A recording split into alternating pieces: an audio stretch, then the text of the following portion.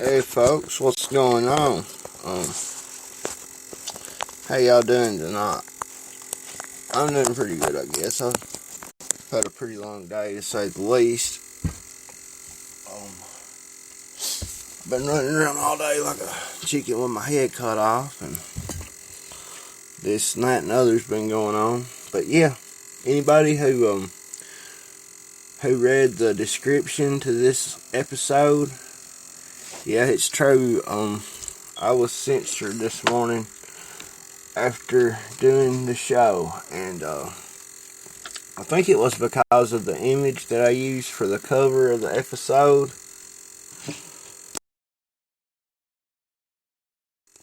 It about had to have been, because there ain't nothing else to explain it.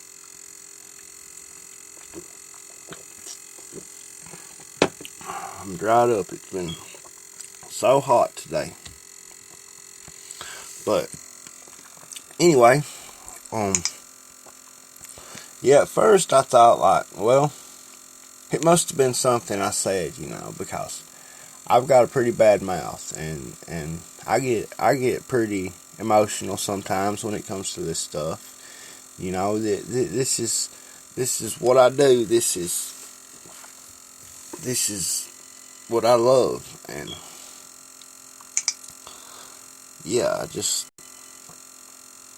I can't stop of anybody being censored, especially when it's you. I actually haven't even checked my email since I came home. I've been so busy doing this, that, and the other. I've been trying to get ready for this show. I've been trying to listen to the speech the president gave this evening, which was magnificent. He went into several different things. If you'll get just a second, I will get that video playing.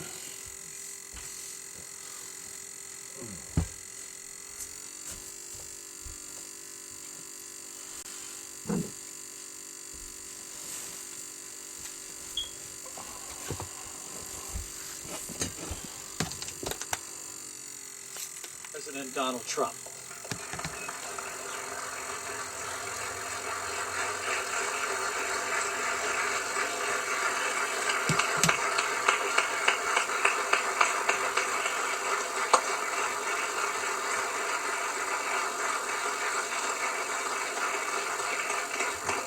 Thank you very much.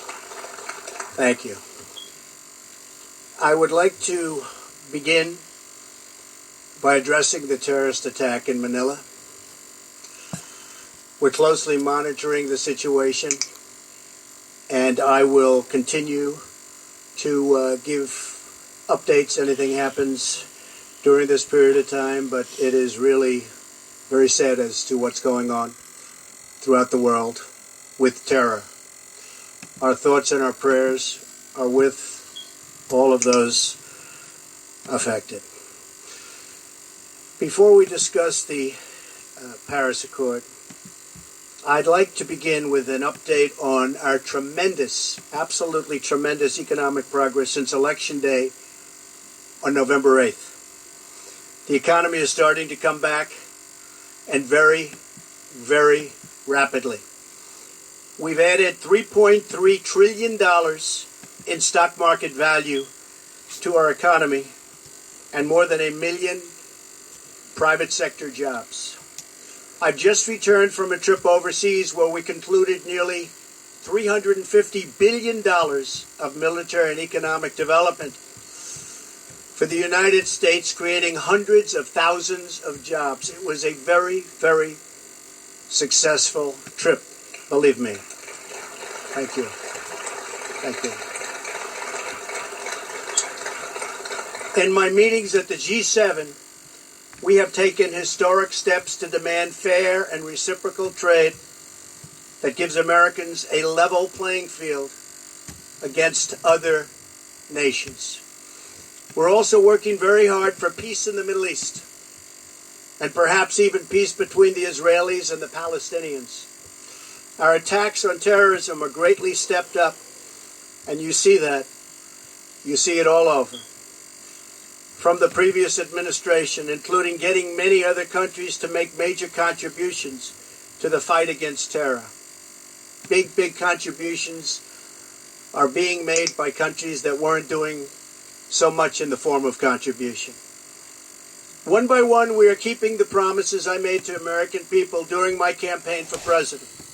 Whether it's cutting job-killing regulations, appointing and confirming a tremendous Supreme Court justice, putting in place tough new ethics rules, achieving a record reduction in illegal immigration on our southern border, or bringing jobs, plants, and factories back into the United States at numbers which no one until this point thought even possible. And believe me, we've just begun. The fruits of our labor will be seen very shortly, even more so. On these issues and so many more, we're following through on our commitments, and I don't want anything to get in our way. I am fighting every day for the great people of this country.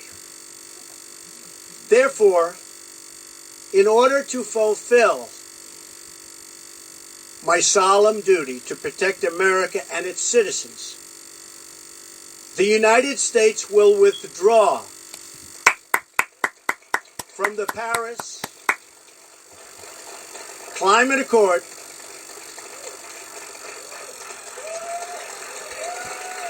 Thank you. Woo! He said, ha! Thank you. You're welcome, Mr. President. But begin negotiations to re-enter either the Paris Accord or in really entirely new transaction on terms that are fair to the United States, its businesses, its workers, its people, its taxpayers. So we're getting out, but we will start to negotiate, and we will see if we can make a deal that's fair. And if we can, that's great. And if we can't, that's fine. As president, I can put no other consideration before the well-being of American citizens. The Paris Climate Accord froze up, folks. I apologize. I'll pause it right there for just a moment. But yeah, how about that, folks? He drawed us out of the Paris climate deal, which was horrible, which was pretty much an economic rape when it comes to what our end of the bargain was. See if we can get this video back up. So it's playing. It's the latest example of Washington entering so into an agreement that disadvantages the United States to the exclusive benefit of other countries, leaving American workers, who I love, and taxpayers to absorb the cost in terms of lost jobs, lower wages, shuttered factories, and vastly diminished economic production. Thus, as of today, the United States will cease all implementation of the non-binding Paris Accord and the draconian financial and economic burdens the agreement imposes on our country. This includes ending the implementation of the nationally determined contribution and, very importantly, the Green Climate Fund, which is costing the United States a vast fortune. Compliance with the terms of the Paris Accord and the onerous energy restrictions it has placed on the United States could cost America as much as 2.7 million lost jobs by 2025. according to the National Economic Research Associates. This includes 440,000 fewer manufacturing jobs, not what we need. Believe me, this is not what we need. Including automobile jobs and the further decimation of vital American industries on which countless communities rely. They rely for so much, and we would be giving them so little. According to the same study, by 2040, compliance with the commitments put into place by the previous administration would cut production for the following sectors. Paper, down 12%. Listen to this. Cement, down 23%. Iron and steel, down 38%. Isn't that awful? Coal. Listen to this. And I happen to love the coal miners. Goddamn right. Down 86%. Yeah, folks. Natural gas down 31%. Yeah. The cost of the economy at this time would be close to $3 trillion in lost GDP and 6.5 million industrial jobs. I'm sorry, folks. I paused it. He was going to say that he brought 6.5 million jobs to the private sector, I believe. But anyway, what kind of president signs a deal like that, giving away the worth of all of our resources and making it impossible to obtain our resources and use them for economic growth? I mean, really, come on. What kind of president signs that deal? I'll tell you what kind. A president who was an operative. A president that was put in there to do nothing but take our money, to put it in the hands of these rich foreigners who have these offshore accounts, to put money in these multi-billion-dollar companies who have massive monopolies. Folks, those people don't need no money. They won't never need no money. They'll have money. Their children's children will have money. They've got so much. Excuse me. They could quit right now. Companies like Amazon, Google, ExxonMobil, Chevron, Walmart, just any of those companies. They could quit today, folks, and never make another dollar, and their children's children would have money. But see, they have to keep the ball rolling. They have to keep that wealth growing. So they just keep making money every day, you know. Meanwhile, children go to bed hungry. Children go to school hungry. Children go to school without clothes that they need, without shoes that they need. Their fathers do everything that they can to provide for them, but yet they can't find a job to properly support their families. I mean, think about this, folks. It's wrong. It's wrong. When you become like, I don't know, 6, 7, 8 years old in life, from then on, you should pretty much know right from wrong. Whether you choose to do right or wrong is a different story, but right should come natural to you.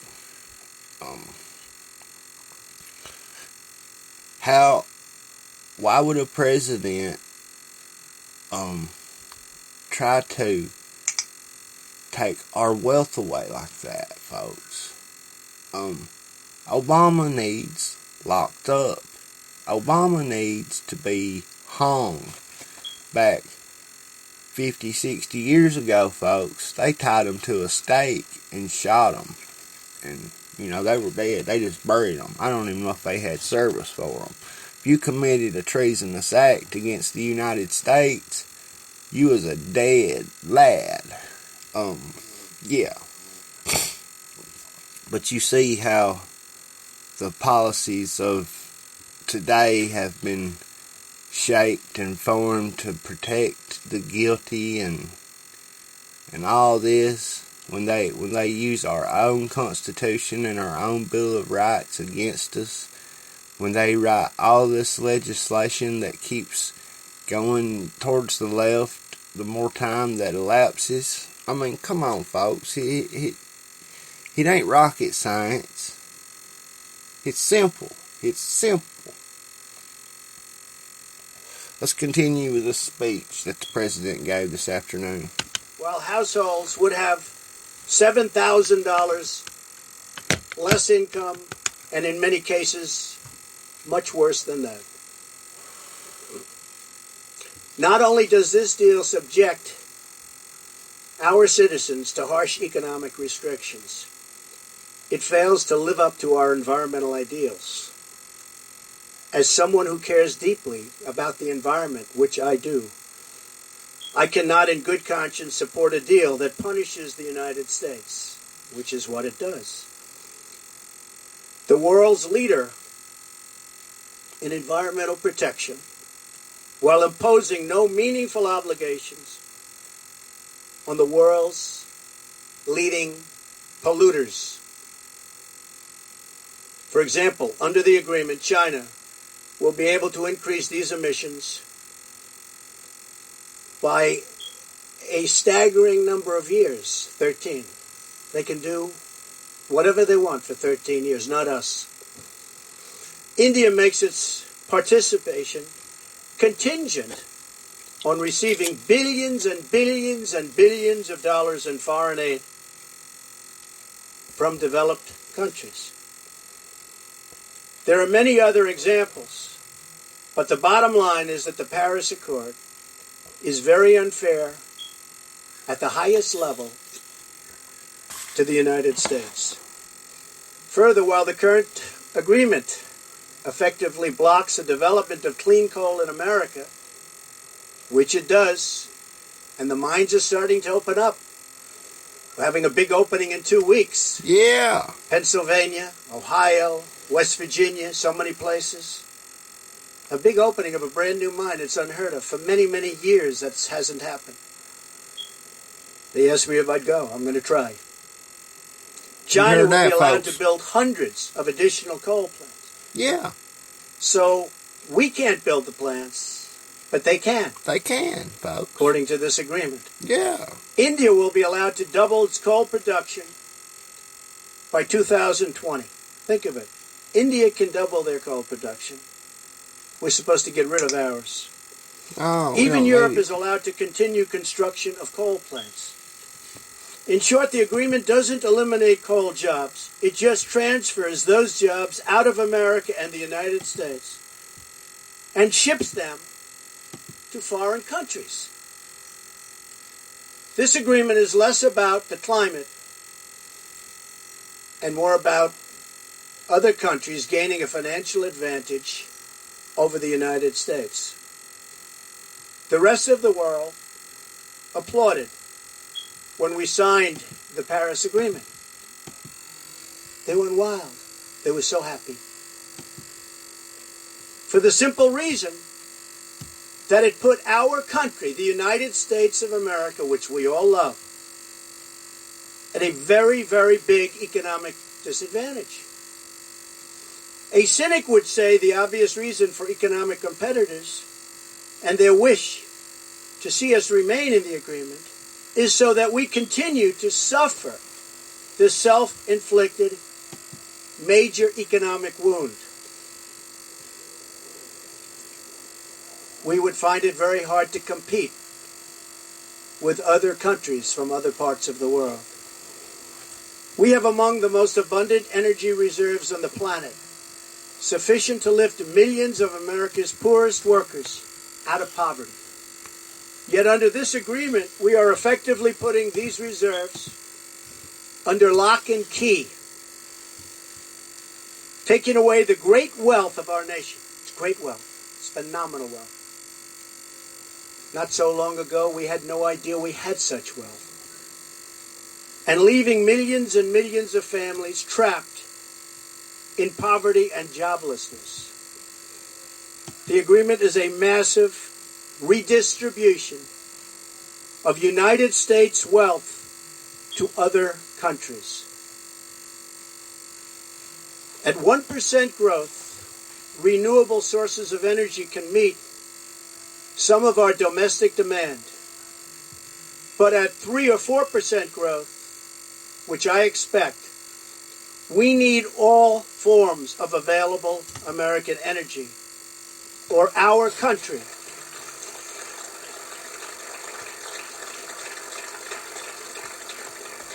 will be at grave risk of brownouts and blackouts. Our businesses will come to a halt in many cases, and the American family will suffer the consequences in the form of lost jobs and a very diminished quality of life. Even if the Paris Agreement were implemented in full, with total compliance from all nations, it is estimated it would only produce a 0.2 of 1 degree. Think of that. This much Celsius reduction in global temperature by the year 2100. Tiny, tiny amount. In fact, 14 days of carbon emissions from China alone would wipe out the gains from America, and this is an incredible statistic, would totally wipe out the gains from America's expected reductions in the year 2030. After we have had to spend billions and billions of dollars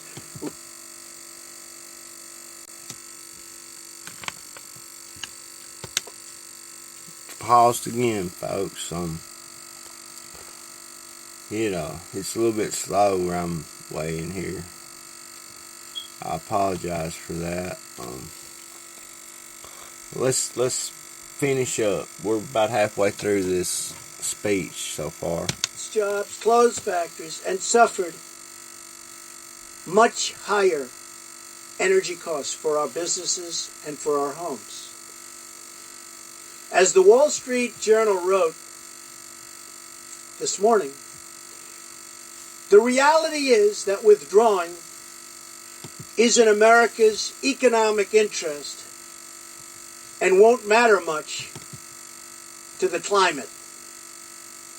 The United States under the Trump administration will continue to be the cleanest and most environmentally friendly country on earth. We'll be the cleanest. We're going to have the cleanest air. We're going to have the cleanest water. We will be environmentally friendly, but we're not going to put our businesses out of work. We're not going to lose our jobs. We're going to grow. We're going to grow rapidly.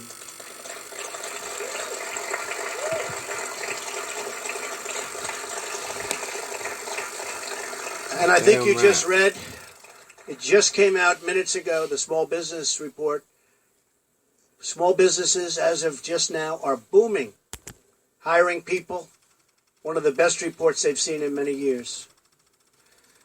I'm willing to immediately work with Democratic leaders to either negotiate our way back into Paris under the terms that are fair to the United States and its workers, or to negotiate a new deal that protects our country and its taxpayers.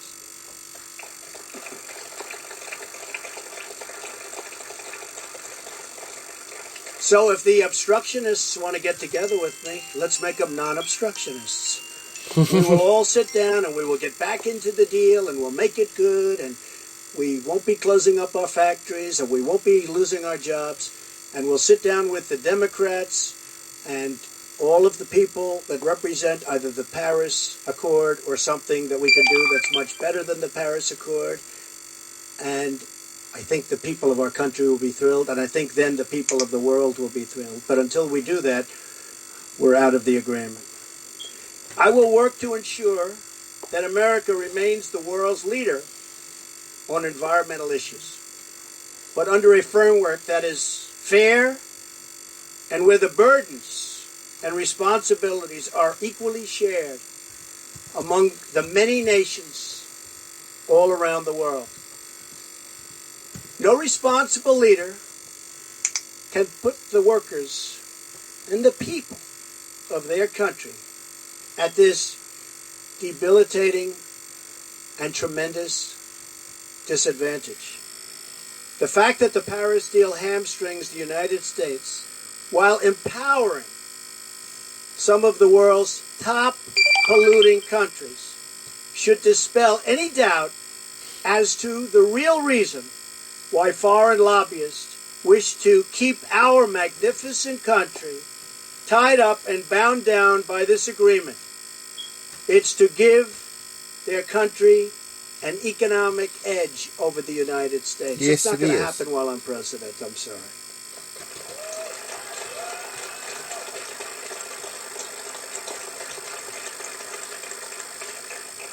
My job as president is to do everything within my power to give America a level playing field and to create the economic, regulatory, and tax structures that make America the most prosperous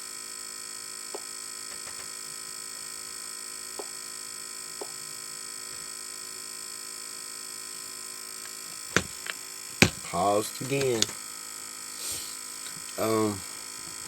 But yeah, folks, you gotta take this speech and really listen to what he's saying here. Trump is for real. Trump is for the American people.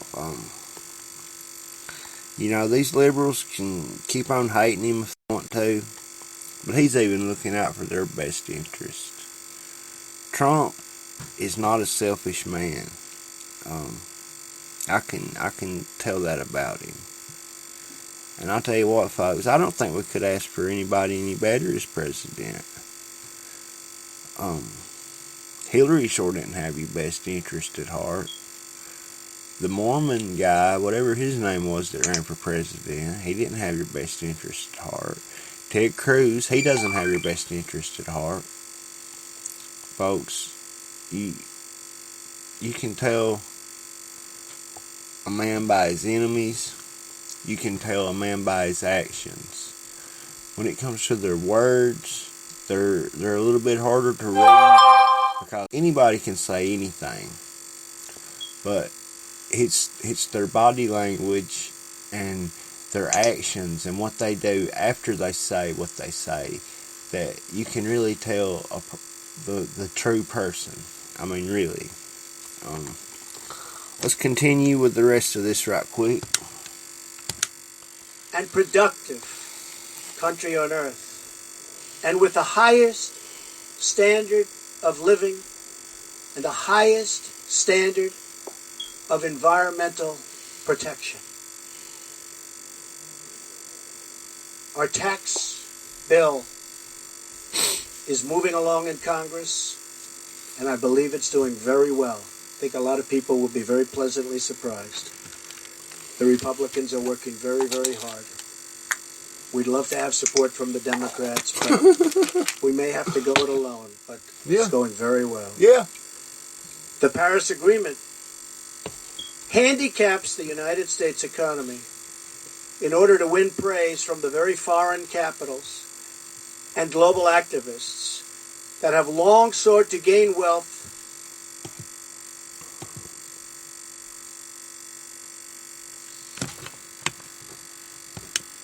Apologize again, folks. John, my friend John, he was supposed to be going to come on tonight. I'm still waiting to hear from him. I don't know what he's doing for sure, but I should be hearing from him here pretty quick. We'll keep listening to this speech, though, and let him do his thing until he gets to come on, and we'll go from there. Here we go. At our country's expense. They don't put America first. No, they don't. I do.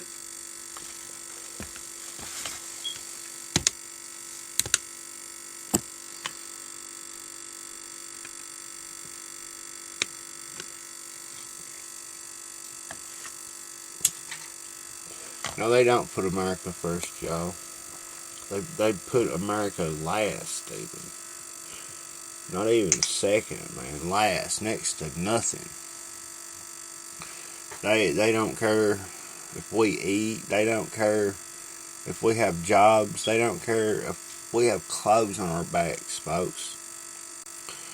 They want to set up a government to fail,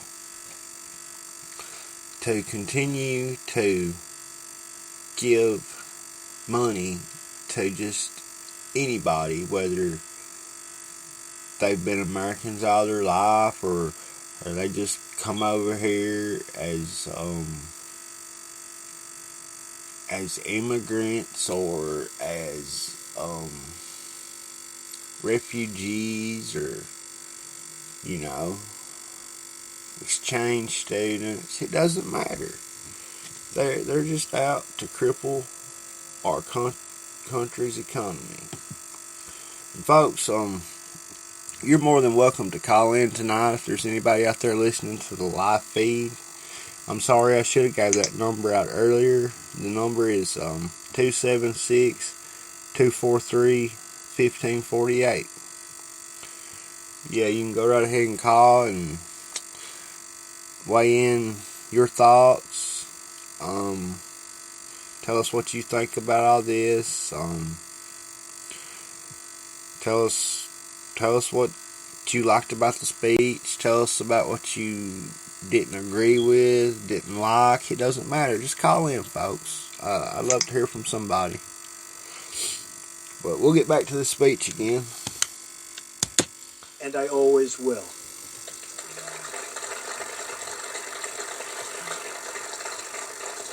The same nations asking us to stay in the agreement are the countries that have collectively cost America trillions of dollars through tough trade practices and in many cases lax contributions to our critical military alliance. You see what's happening? It's pretty obvious to those that want to keep an open mind. At what point does America get demeaned? At what point do they start laughing at us as a country? That's right, folks. We want fair treatment for its citizens, and we want fair treatment for our taxpayers. We don't want other leaders and other countries laughing at us anymore, and they won't be. They won't be. I was elected to represent the citizens of Pittsburgh, not Paris. I just lost connection on Xbox Live. I don't know what happened to it.